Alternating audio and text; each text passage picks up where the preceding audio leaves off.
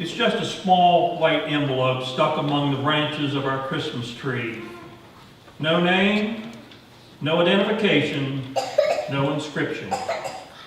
It has peeked through the branches of our tree for the past 10 years.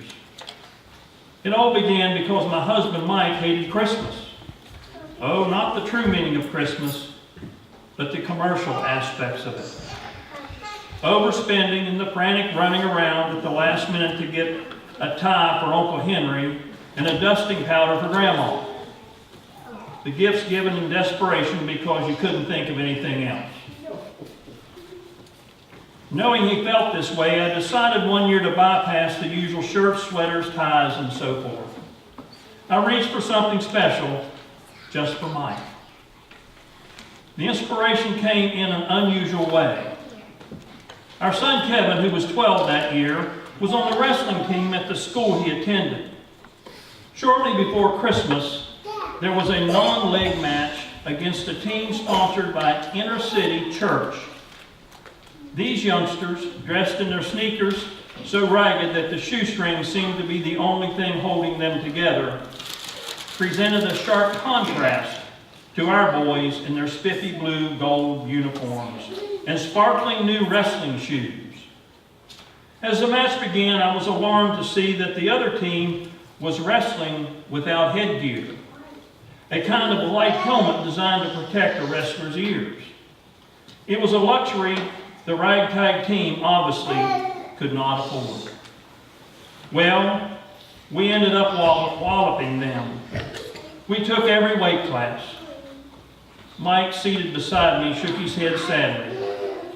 I wish just one of them could have won, he said. They have a lot of potential, but losing like this could take their heart right out of them. Mike loved kids, all kids. He so enjoyed coaching Little League football, baseball, and lacrosse. That's when the idea for the present came to me. That afternoon, I went to a local sporting goods store and bought an assortment of wrestling headgear and shoes and sent them anonymously to the Inner City Church. On Christmas Eve, I placed a small white envelope on the tree.